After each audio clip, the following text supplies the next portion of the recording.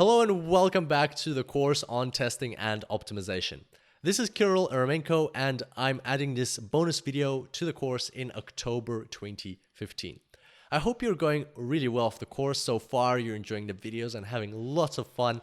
And what I wanted to share today is a use case for the genetic algorithm in MetaTrader 4. Now, we've already talked about the genetic algorithm and we know how it works, but how can we use it to really boost our algorithmic trading system optimization process? So today I'll show you one of the ways I use the the genetic algorithm in MetaTrader 4. So what have I got here in front of me? Well, here I've got some optimization which I was running overnight. And if I go to the settings, this expert advisor actually has a lot of parameters and I was optimizing over 20 of them, and the number of combinations for that optimization is indicated over here. So you can see that it's this is thousands, this is millions, this is billions, this is trillions, this is quadrillions, and this is a quintillion. So there's a quintillion, over a quintillion of possible combination of the parameters that I'm optimizing.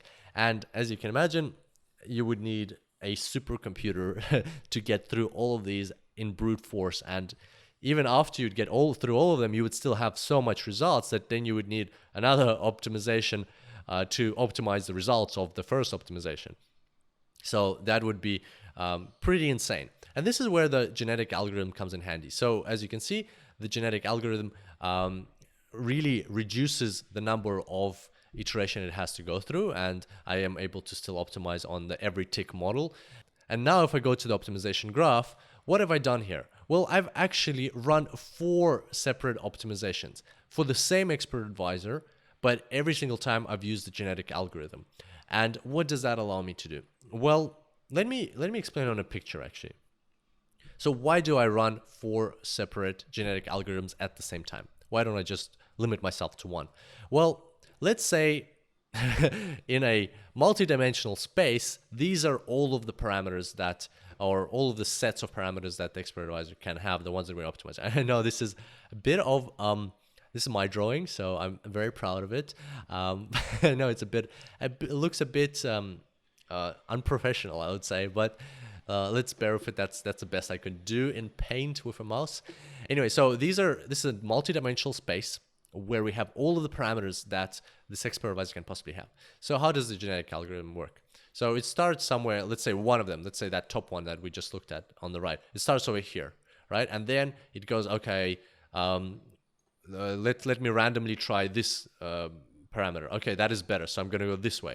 I'm going to go this way. I'm going to go this way. Okay, that wasn't good, so I'm actually going to go this way, this way, this way, this way, this way. And it gets somewhere. And through those 10,000 sets that it runs, it gets somewhere, and it's like, okay, so that's probably the best one, that's the second best one, that's the third best one, and so on. So you have some sets to choose from. Then you go, but the thing with the genetic algorithm here is that it's limited. So because it originally randomly chose to go this way, and then this way, and this way, this way, it's never going to actually look through these sets over here, or it'll never actually see these ones because they're too far away.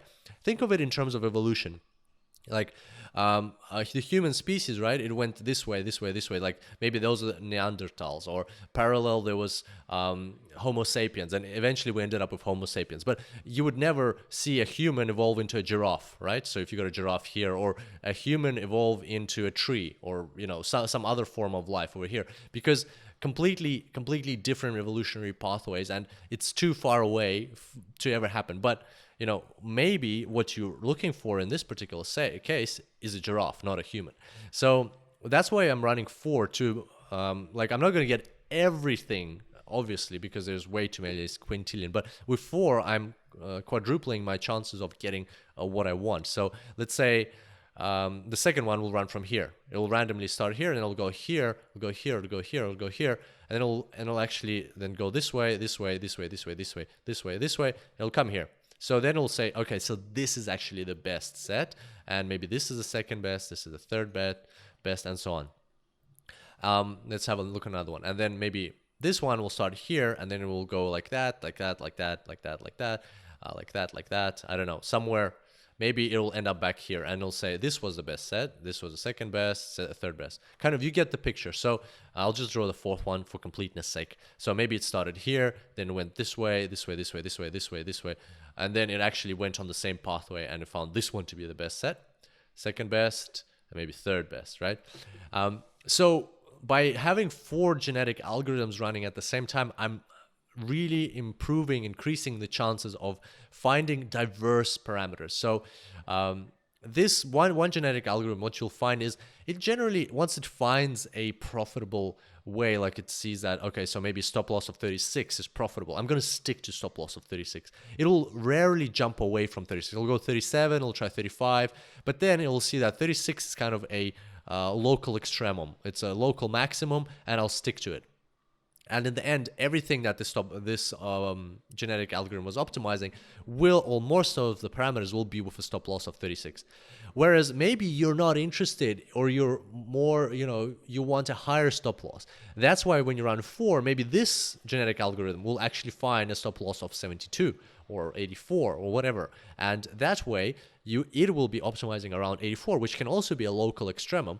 But they will never cross, because this is a local extremum, and this is a local extremum, a local maximum for the stop. Well, it yields the a maximum of profit around that stop loss, and this stop loss yields a maximum of profit around that stop loss. So if you visualize the graph for, let's say, stop loss, since we're talking about it, let's draw in another color. So probably let's do, what have we not done yet? Orange, right? So if you've got this is your profit. Once again, I apologize for the very, very ugly drawings. That's your profit, and that's your stop loss. Maybe you've got your stop loss like around, what did we say, 36, right? That's your profit goes up, and then it's like it's pretty low, and then, all right, so let's say your 36 is over here, your 84 is over there. So that genetic algorithm, the green one, what it found was that 36 is good. And it tried to go left, it tried to go this way, it tried to go that way, but it found that 36 is really good, and we're going to stick with 36.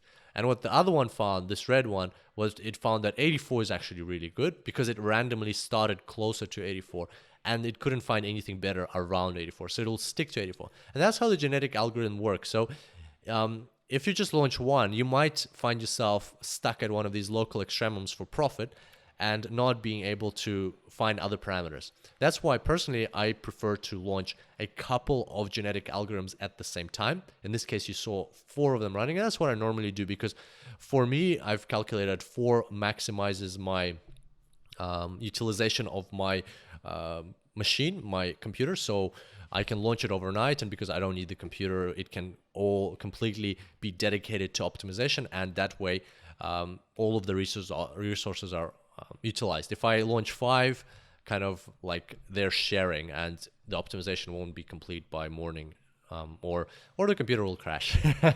So one of the 2 things will happen. So there you go. That is why I run 4 genetic algorithms at the same time, and that is one of the use cases for genetic algorithms. And just to have a look at the results, you can see here that the starting balance was 10,000, and you can see that the genetic algorithm did a great job. It increased from, like, some of them went down, so what we saw in that lovely picture that I drew. Some of them went down, some of them went up, but generally you can see this curve is going up. So this is the final balance on the account, and you can see that overall it is like, it got me to results where I can be earning 17,000, or it can be earning $7,000, and this is a period of 36 days, right? So 36 days, and this expert advisor conducts maybe about, ideally I wanted to conduct over 100 trades in 36 days, but that's a completely different story. That's my preferences and statistical significance and things like that. What we're talking about here is genetic algorithm, and you can see that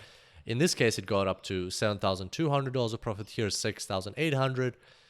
Here's about maybe about $7,000 of profit. Here's about 6,000. What is it? About another 7,000. And then I will go into the results, and I will look through all of these parameters, I will look through all of them and I'll be like, okay, so what am I interested in? All right, so am I interested in maximum profit? Yep, so there you go, 7,500, right? That's the total trade. Those of you who know me well know that probably I might go for total trades, right? I will go for total trades and I'll be like, okay, so even there's less profit here and a higher drawdown, but I can see that there's more total trades. So I will still investigate that one because for me, it is more statistically significant. But once again, that's a whole different story. The main takeaway from here is that the genetic algorithm works pretty well, but if you don't want to get stuck at a local extremum of one of your or multiple of your parameters, if you want to explore a bit of just like a diverse range of options, then a way to solve that problem is to look at several genetic algorithms running in parallel and make sure that they don't crash your machine. So there we go. That's all for us for today. Hope you're enjoying the course and hope you continue enjoying the course. And I look forward to seeing you next time. Until then, happy trading.